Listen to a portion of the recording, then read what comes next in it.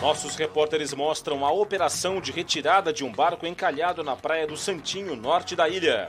Governador Carlos Moisés discute com a ministra da Agricultura ações para combater a estiagem no estado.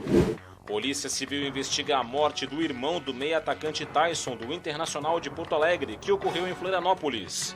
Veja também, Detran alerta para a ocorrência do golpe do falso leilão de veículos em Santa Catarina.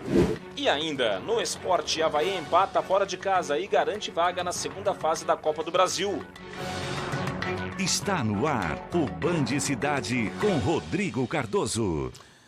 Olá, uma boa noite para você.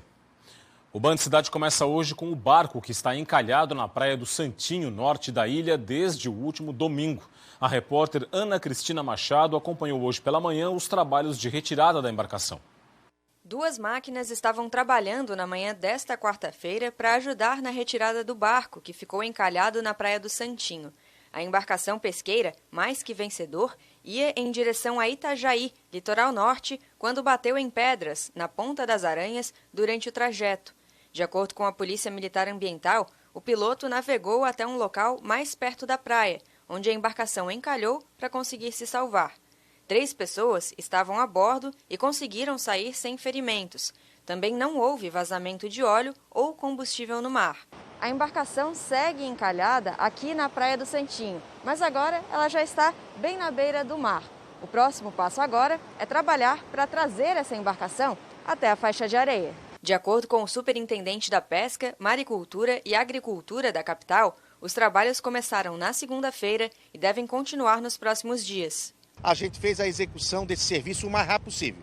Conseguimos mover 15 metros no primeiro dia, ontem conseguimos mover mais 15 metros, aonde chegamos a 30 metros. Esse resto que falta agora para colocar na areia, locomover na areia, a própria empresa já deslocou uma empresa especializada nisso, para poder inflar o barco e fazer a manutenção e o paliativo aqui. Na manhã de hoje, as máquinas estavam fazendo buracos na areia e preparando o local para puxar o barco com cabos de aço. O dono da embarcação tem 20 dias para providenciar o conserto emergencial que deve acontecer na areia da praia, podendo ser prorrogado por mais 20 dias. Depois, o barco segue para Itajaí, onde será feito o reparo final. 4 em cada 10 cidades catarinenses estão infestadas pelo mosquito Aedes aegypti, que transmite dengue, zika e chikungunya. É o que aponta o boletim divulgado pela Vigilância Epidemiológica Estadual. De acordo com o boletim epidemiológico, foram identificados 9.658 focos do mosquito Aedes aegypti em 177 municípios. Das 295 cidades de Santa Catarina, 118 são consideradas infestadas pelo inseto, o que representa 40% do estado. Entre as cidades apontadas no relatório da DIV estão Florianópolis, São José, Blumenau, Itajaí, Joinville e Xanxerê. O boletim leva em consideração o período de 2 de janeiro a 12 de fevereiro deste ano.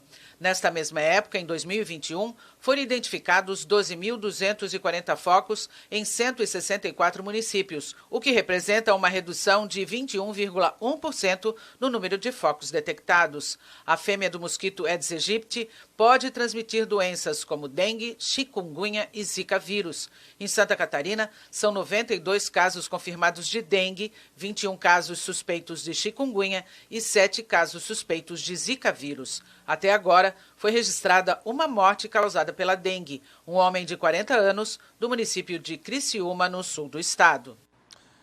Agora a pandemia. 33 pessoas morreram entre ontem e hoje aqui em Santa Catarina, vítimas do coronavírus. Aqui no telão comigo os dados atualizados.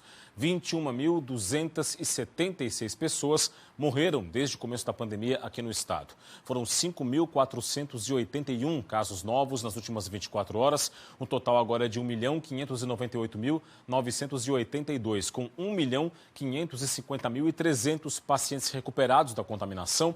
27.406 casos ainda seguem em acompanhamento, 116 a menos do que ontem. 77,8% é a ocupação de leitos de UTI adulto geral no estado. E a partir da próxima semana, o governo vai alterar a classificação de risco para a Covid-19. No lugar da dimensão monitoramento, entra uma nova categoria chamada proteção específica. A ideia é considerar a taxa de aplicação de doses de reforço em idosos com 60 anos ou mais e também a aplicação da segunda dose ou dose única nos demais grupos. Tudo para identificar casos graves em cada região e chamar ainda mais a atenção para a vacinação aqui em Santa Catarina. E por falar em vacinação contra a Covid-19, aqui está o vacinômetro atualizado para você.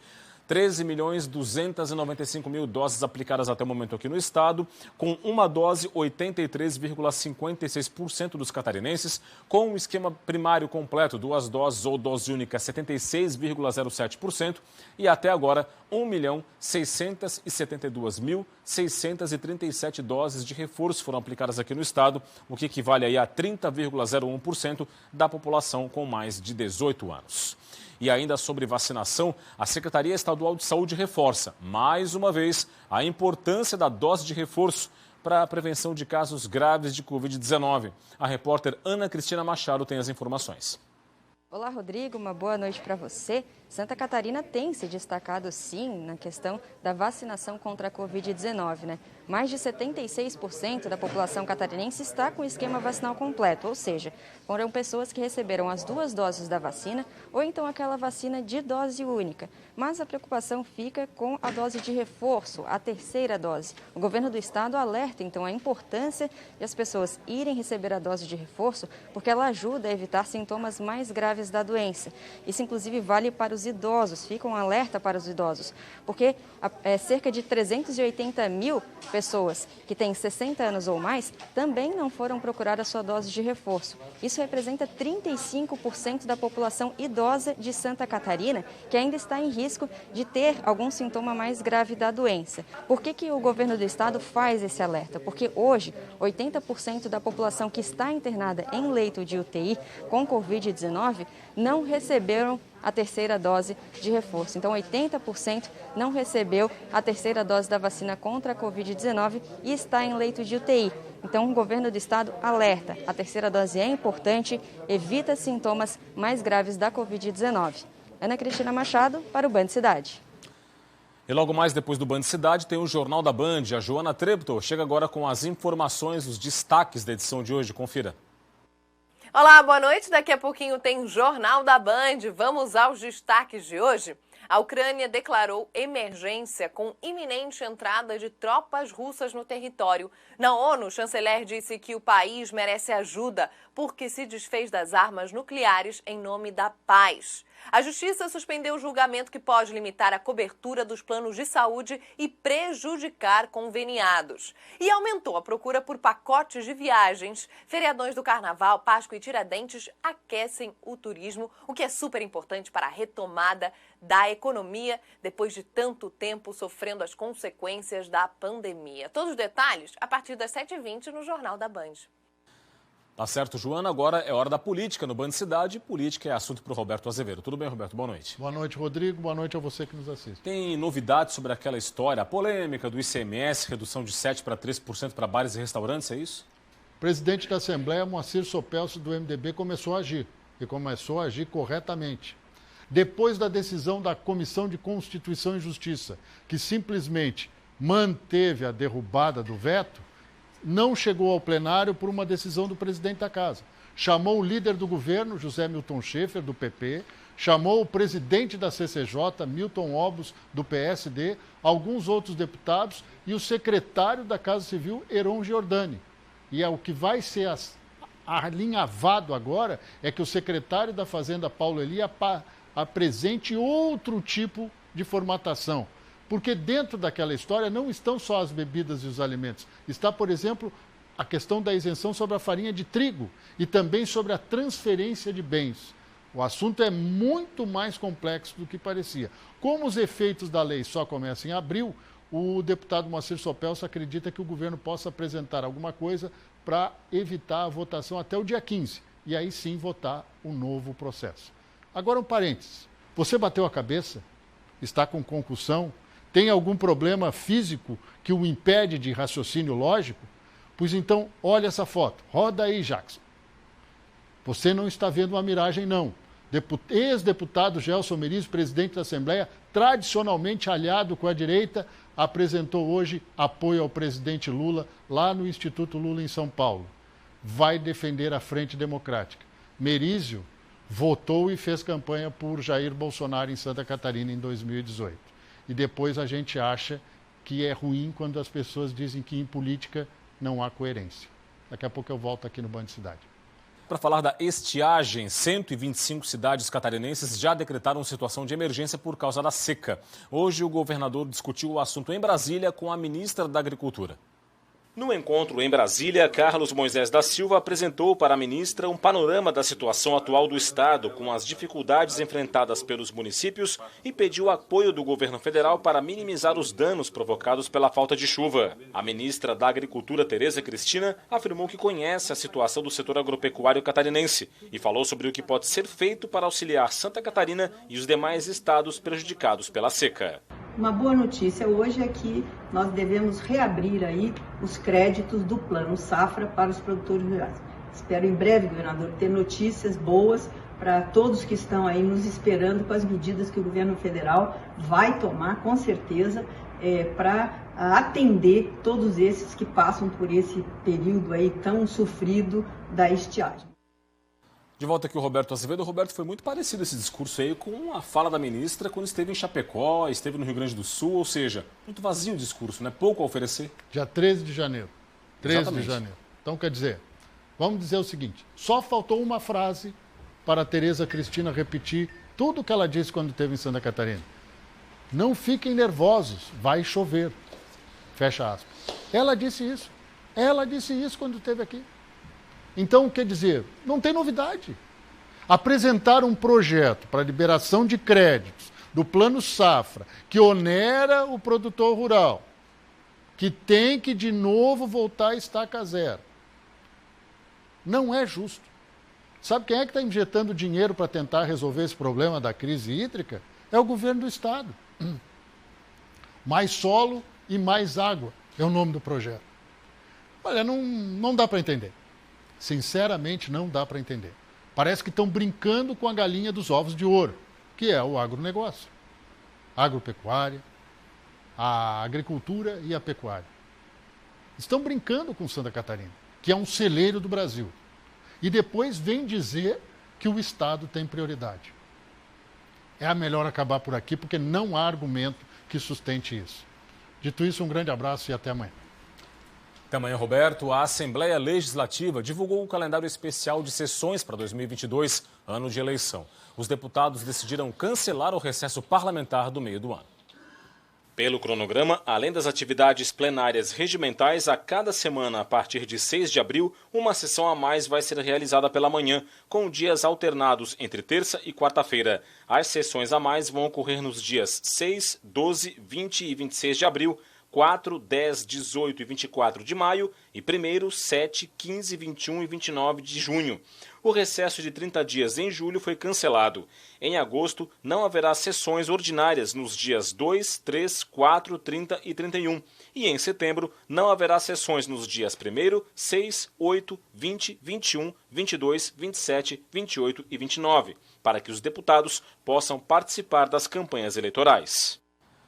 O desembargador Francisco José Rodrigues de Oliveira Neto, do Tribunal de Justiça do Estado, concedeu uma liminar e suspendeu uma lei de Criciúma, no sul do estado, que proibia o uso da chamada linguagem neutra nas escolas da cidade e determinava punições em caso de descumprimento. O magistrado acolheu um recurso impetrado pelo Ministério Público Estadual. Para os promotores, a legislação de Criciúma fere a Lei de Diretrizes e Bases da Educação, uma lei federal, e também a competência exclusiva da União para legislar sobre o assunto. A liminar suspendeu a lei até o julgamento do mérito da ação pelo órgão especial do Tribunal de Justiça. No norte da ilha, a Polícia Civil investiga a morte de Leandro Barcelos Freda, de 39 anos de idade, irmão do meia-atacante Tyson, do Internacional de Porto Alegre. A morte ocorreu no último domingo. O repórter João Paulo Cardoso tem as informações ao vivo aqui no Band Cidade. João, uma boa noite para você.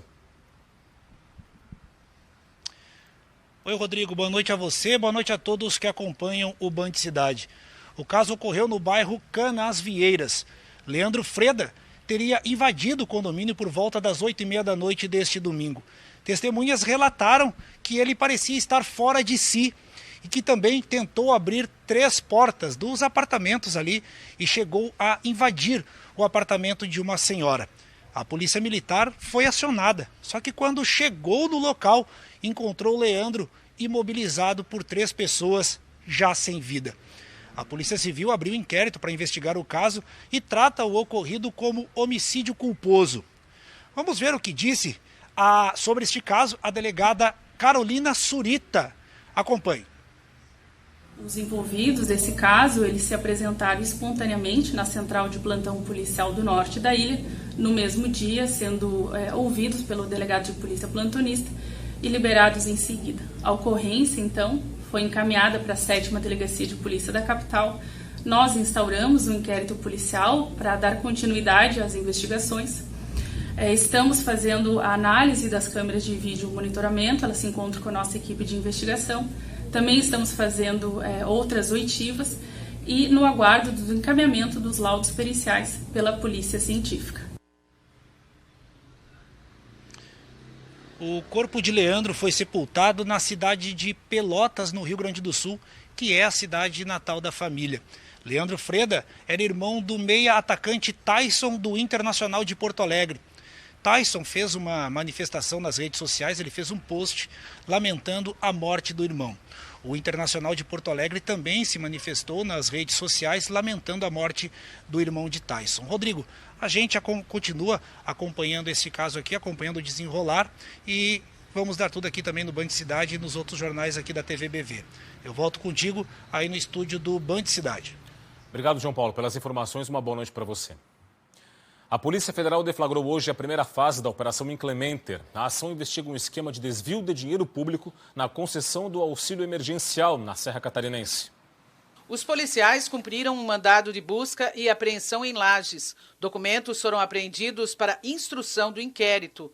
As investigações começaram em outubro do ano passado, a partir da denúncia de que pessoas envolvidas com o tráfico de drogas atuariam em esquemas criminosos para fraudar o auxílio emergencial com o uso de nomes e dados de terceiros da cidade de Lages e de outros municípios da região serrana. Os investigados podem ser indiciados por furto qualificado mediante fraude, falsificação de documento público e associação criminosa. As penas máximas somadas podem chegar a 17 anos de prisão.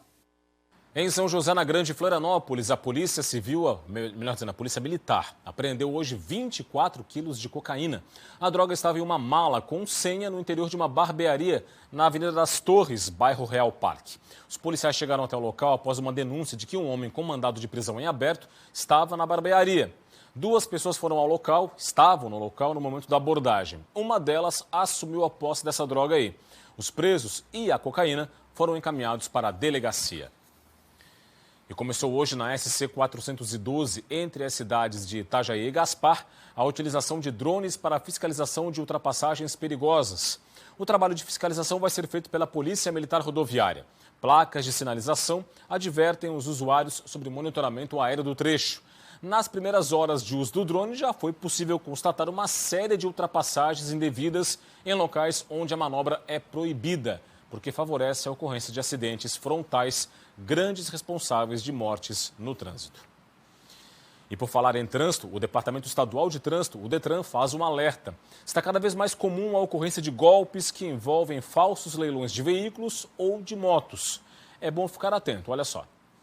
O golpe é praticado por meio de sites e links falsos como este, que remetem a leilões de veículos ou motos por preços abaixo do valor de mercado. Os golpistas chegam a usar de forma indevida o nome e o logotipo do DETRAN para dar maior credibilidade à fraude. Ao entrar nos links, os usuários dão aos criminosos acesso a dados pessoais e bancários e são induzidos a fazer um lance. O comprador faz o depósito de um sinal para garantir a compra e nunca recebe o veículo. Por isso, não realize cadastro em sites de leilões sem antes verificar a procedência desses sites, sem verificar que se trata efetivamente de um site oficial. Cuidado com links suspeitos enviados por mensagens SMS e com promessas de vantagens indevidas relacionadas à obtenção de CNH ou documentos de veículos. Em caso de suspeita de golpe, denuncie a Polícia Civil. O site oficial do Detran, que disponibiliza os leilões de veículos e motocicletas, é o detran.sc.gov.br. Basta clicar em leilão e ter acesso aos editais oficiais do órgão de trânsito catarinense. Hora de saber como vai ficar o tempo nesta quinta-feira em Santa Catarina. A previsão agora no Band Cidade.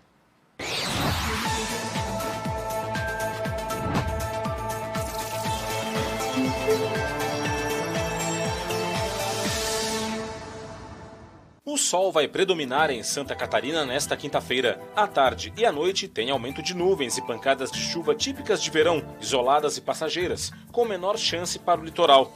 Tem risco de temporais localizados no extremo oeste e no oeste. As temperaturas vão estar mais altas no interior do estado e mais amenas na faixa litorânea. Em Florianópolis, mínima de 22 e máxima de 30 graus. Em Jaraguá do Sul, variação entre 23 e 30. Em Itajaí, mínima de 22 e máxima de 29. E em Chapecó, mínima de 20 e máxima de 35 graus. Hora das informações do esporte.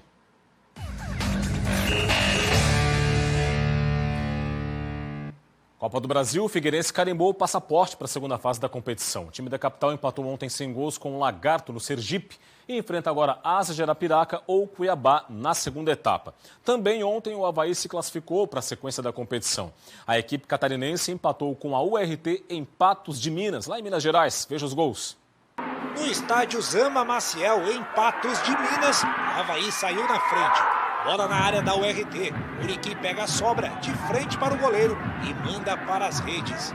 Cebolinha invade a área e chuta forte, sem chance para o goleiro Douglas, e empata o jogo. Final, URT 1, Avaí classificado para a segunda fase também 1.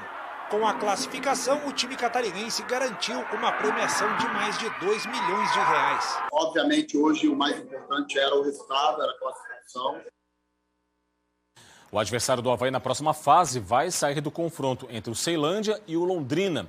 Esse jogo está programado para o dia 2 de março, próxima semana. Agora no Campeonato Catarinense, hoje tem partida atrasada da 8ª rodada da competição, primeira fase. Camboriú e Marcílio Dias se enfrentam no Estádio das Nações, em Camboriú, 9h30 da noite, daqui a pouco. O Camboriú é o terceiro colocado da competição com 17 pontos somados. Já o Marcílio Dias ocupa a 9ª posição com 9 pontos somados até agora. A cobertura completa você confere amanhã no Jogo Aberto SC. O carnaval está cada vez mais próximo. Mesmo sem os eventos públicos, aqueles que foram cancelados na capital do estado, a expectativa por aqui é de alta ocupação na rede hoteleira da cidade. Confira. O gerente deste hotel no centro de Florianópolis está animado. Cerca de 70% dos quartos já foram reservados para o período de carnaval. A nossa estimativa é chegar no mínimo a ocupação do carnaval de 2020, né, pelo perfil que vem se dando as compras de últimas horas. Ele acredita que as reservas de última hora podem fazer com que a ocupação aumente em pelo menos 20% até a próxima sexta-feira. A gente estima agora entre quarta-feira e sexta-feira, que são um período de compra do pessoal que vem para a ilha, que vem para descansar ou que vem para a folia mesmo, em torno de 20% a 25% de aumento de ocupação. Apesar do cancelamento de festas oficiais promovidas pelo poder público, a expectativa em Florianópolis é de que a ocupação de hotéis à beira-mar fique acima de 80% entre os dias 26 de fevereiro e 1º de março. A gente está com 95% de ocupação hoje já, para o período de carnaval, do sábado até terça-feira. A gente tem expectativa de que no dia até chegar o dia do carnaval a gente vá fazer 100%, né? A tendência é essa, os hotéis do norte da ilha têm essa característica de receber um público de lazer. O superintendente de turismo da capital afirma que mesmo com o cancelamento dos eventos públicos de carnaval, a prefeitura montou um esquema para receber uma grande quantidade de turistas neste período. O setor de turismo providenciou os quiosques, todo o esquema de banheiro, de chuveiro, o pessoal da mobilidade também com plantão especial em relação a esse segmento. E é isso, ficamos por aqui com o Band Cidade. As reportagens da edição de hoje estão no YouTube da TV BV. Para acessar, está aqui ó, o QR Code com que você vai apontar a câmera do seu smartphone para conferir todas as reportagens do Band Cidade e dos demais programas da TV BV. Vem aí as informações mais importantes do Brasil e do mundo no Jornal da Band. Mais notícias de Santa Catarina amanhã, 12h30 no Jogo Aberto USC e 12h50 no USC Acontece. Forte abraço, muito obrigado pela audiência, boa noite e até amanhã. Tchau, tchau.